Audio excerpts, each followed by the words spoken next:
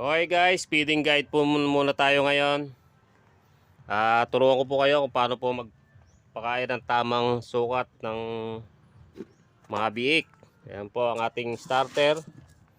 Ayan po, tinatakot po natin at kikiluhin. Kasi po, ito po, tansyado ko na sa 8 takal po. 1 kilo po yung 8 takal niya. Sa 5 baboy po yun. 2, 3, 4, 5, 6, 7, 8. Ayan po, sakto po. Pagka tinimbang po natin siya ay 1 kilo. Ayan po. Manakto po siya, guys. At ito po ay 1 kilo. Araw-araw ang pakain sa baboy. Feeding calibration po tayo guys ngayon. Nandito po tayo sa kulungan ng baboy. Ayan.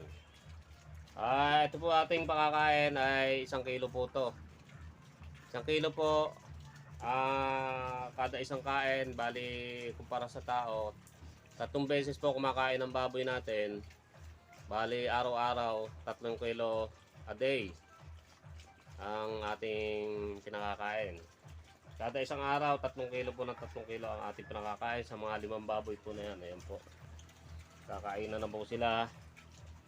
At limitahan nyo lang po din sa tubig para hindi siya magtaya. Pagka po kasi siya tumobra sa tubig, maaari pong magtaya ang inyong mga baboy.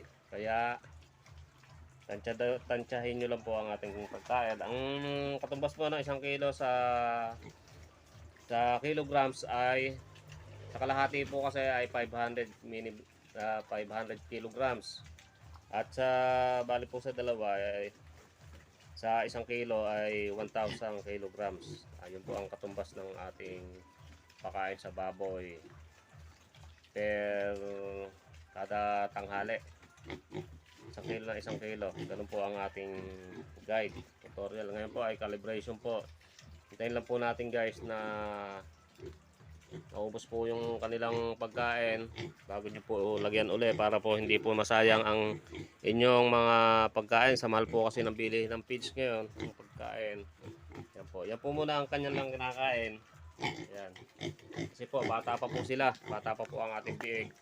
Kaya po ang pagkain po nila ay starter pa lang. Pagka umabot na po ng 1 buwan ang ating mga biik, pwede nyo na pong busugin po siya ng pagkain. At magpapalit na po tayo ng pagkain nun. Sige po guys, and comment below lang po sa baba kung nyo po nagustuhan ang ating content about sa pagtuturo sa baboy. At nandito na po tayo guys. Ayan, nag-aabang na po sila ng pagkain. Mga gutom na po ang ating mga biik. Ayan, nakagisan po natin yung 3 ng 1 takal. Ayan. At sa 2 po, 1 takal din po. Tatansyahin lang po natin ang pagkain dyan.